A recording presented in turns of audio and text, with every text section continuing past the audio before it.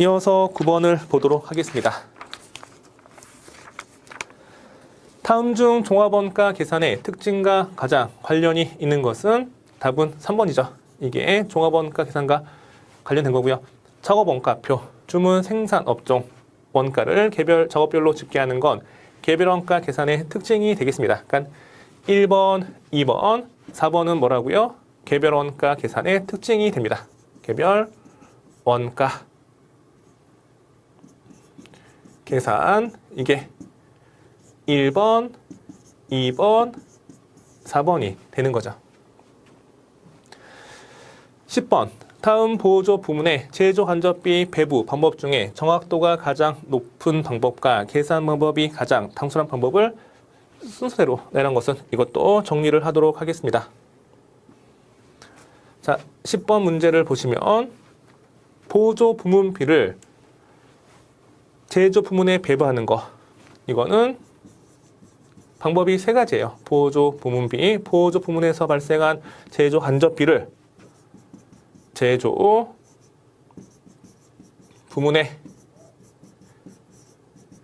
배부하는 거. 보조 부문 간의 용역, 수수 관계에 따라서 구분되어지는 게 세 가지라고 알고 계실 거예요. 자, 첫 번째는 뭐다? 그렇죠. 첫 번째는 직접 배부법 또는 배분법.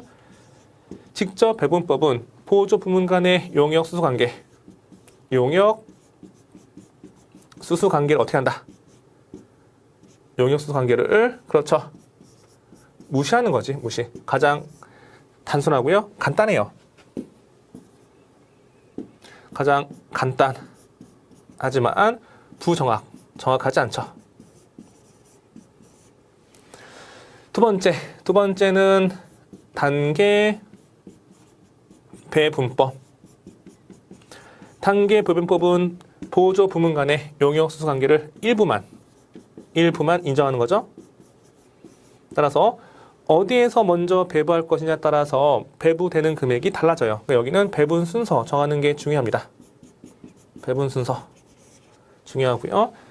다음 세 번째, 용역 수수 관계를 모두 인정하는 거. 이게 상호 배분법이 됩니다. 상호 배분법이고요. 용역 수수 관계를 모두 완전하게 인정하는 거. 가장 정확하고요. 가장 복잡해요. 자, 이거 정말 시험에 잘 나와요. 반드시 암기를 하시면 되겠습니다. 자, 그러면 정확도가 가장 높은 방법은 뭐가 되겠어요? 상호 배부법이 되는 거고, 뭐 배분법, 배부법 그냥 혼용해서 쓰는 겁니다. 또 계산 방법이 가장 단순한 건 뭐가 되겠어요? 그렇죠. 직접 배부법이니까 답은 1번이 되는 겁니다. 이어서 11번 문제를 볼게요. 다음은 원가 개념에 대한 설명이다. 물리치료사 수험서 구입비 25,000원은 어떤 원가를 의미하는가? 물리치료사 자격시험을 위해 관련 수험서를 25,000원에 구입하여 공부하다가 진로를 세무회계 분야로 변경하면서 전산 세무회계 자격증 수험서를 새로 구입했어요. 과거에는 물리치료사 되려고 수험서 매입했는데 적성에 맞지 않았나 보죠. 세무회계 분야로 변경하면서 다시 다른 자격증을 준비하는 겁니다. 그러면 과거에 이 물리치료사 수험서 구입비는 현재 내가 전산 세무회계 자격증 공부할 것인가 또는 하지 않을 것인가 라는 의사결정과 관련이 없죠. 그냥 이거는 과거 의사결정으로 이미 발생되어서 땅에 묻힌 거예요. 매몰. 땅에 묻혀서 현재 의사결정과 관련이 없는 원가. 이게 뭐다? 매몰 원가. 영어로 sunk cost라고 합니다. 따라서 답은 2번이 되는 거죠. 그 다음에 12번. 다음 중 원가에 대한 설명으로 틀린 거. 1번. 직접 노무비는 기본 원가에 포함되지만 가공비에도 포함돼요. 자, 다시 이거 중요하니까 정리하시면 기본 원가는 뭐다? 기본 원가는 직접 재료비 더하기 노무비예요. 직접 재료비 다이렉트 머추리얼, 직접 노무비 다이렉트 레이버 이렇게. 그 다음에 가공비 또는 가공원가. 가공원가는 직접 노무비 더하기 제조간접비 오버헤드 코스트 제조간접비.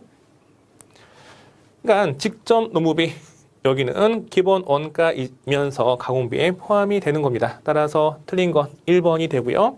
2번, 직접비와 간접비는 추적 가능성에 따른 분류이다. 특정 제품에만 쓰였다. 쓴 돈이 쭉 해보니까 특정 제품과 관련이 있다. 그러면 직접비고요.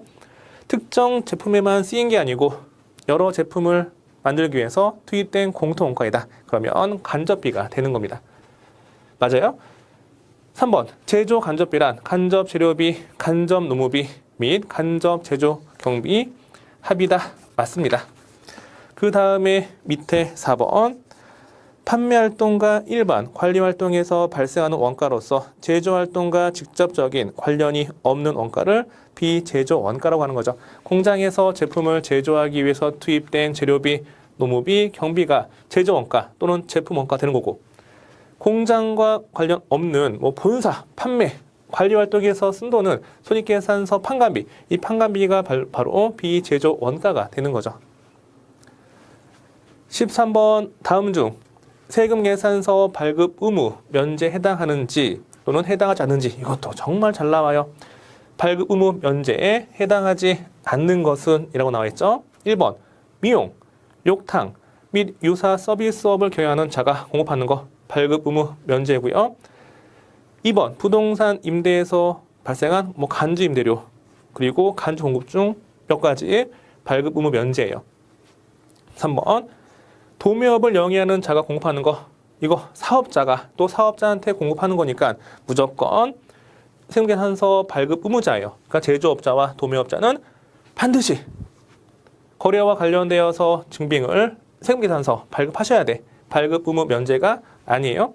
그러니까 소매업을 영위하는 자면 발급 의무 면제예요. 근데 소매업을 영위하더라도 공급받는 자가 세금계산서 요구한다. 그러면 소매업자도 발급을 하셔야 됩니다. 네 번째, 무인 판매기 이용하여 재화와 용역을 공급하는 자 발급 의무 면제죠. 그러니까 이 발급 의무 면제는 뭐냐면 공급받는 자가 매입세 공제를 받지 못하게끔 하려고 발급 의무를 면제하는 거예요. 그러니까 사업자가 사업과 관련되어서 매입세액을 공제받기 위해서는 반드시 세금계산서가 필요하죠. 그렇죠? 근데 공급받는 자가 사업과 관련될지라도 매입세액을 공제받지 못하게끔 막아놓은 게 이거죠. 미용실에서 머리 자르는 거, 목욕하는 거, 이런 것들은 사업과 관련 있는지 없는지 일일이 추적해서 알 수가 없어요. 따라서 매입세액 불공제하게끔 하는 거고요. 또 간주 임대료, 이것도 이론 시간에 배운 거죠. 발급할 수가 없어. 누구한테 어떻게 발급할 수가 없어. 그리고 4번, 무인 판매기 앞에서 세금계산서 발급해줘 라고 아무리 얘기해도 무인 판매기는 말이 없어요. 발급 못하는 거지. 그쵸? 자, 해서 13번의 답은 3번이 되겠습니다. 그 다음 14번 문제를 볼게요. 다음 자료에서 세금계산서에 필수적 기재 사항으로만 바르게 짝지어진 것은, 이것도 정말 잘 나와요. 공급하는 사업자의 등록번호, 성명, 상호, 명칭이 상호가 되는 겁니다. 맞고요. 자, 그 다음 공급받는 자는 등록번호만 필요하죠. 맞고요. 공급가액과 부가세, 필수적 기재사항 맞고요. 공급 연월일 이거 아니에요. 이거는 임의적 기재사항이고요. 공급 연월일이 아니고 좀 헷갈리는데 작성 연월일, 이게 필수적 기재사항이 되는 겁니다. 따라서 필수적 기재사항으로만 짝지은 것은 가와 나와 다가 되겠습니다. 답은 1번이에요. 15번, 다음 중 부가가치세법상 사업자 등록 정정사유죠. 폐업사유가 아니고요. 정정사유. 그러니까는 정정사유는 사업자 등록상의 내용이 바뀌었으니까 바뀐 걸 신고하는 게 정정사유예요. 폐업사유는 사업을 이제 청산하고 마는 거죠. 그러니까 폐업사유인지 정정사유인지 구분하시는 게 중요합니다. 상호 변경, 정정사유예요. 상속으로 인해서 사업자 명의가 변경된 것도 정정사유인데, 근데 증여로 인해서 사업자 명의가 변경되었으면 여기는 폐업사유예요. 폐업사유니까는 폐업하시고 다시 신규 사업자 등록하셔야 돼. 상속이면 어쩔 수 없으니까는 그냥 정정해서 계속 사업을 영위할 수 있는 건데 살아 생전에 중요한 건 이거는 폐업한 다음에 다시 사업자 등록을 개시하시면 되겠습니다. 그러니까 정정 사유가 아니고 폐업 사유죠. 3번은. 사업장 주소를 변경했다. 사업자 등록 정정 사유가 되겠습니다. 15번의 답은 3번이 되겠습니다. 이번 시간은 제72회 전산회계 1급 이론 문제풀이였습니다. 수고하셨습니다.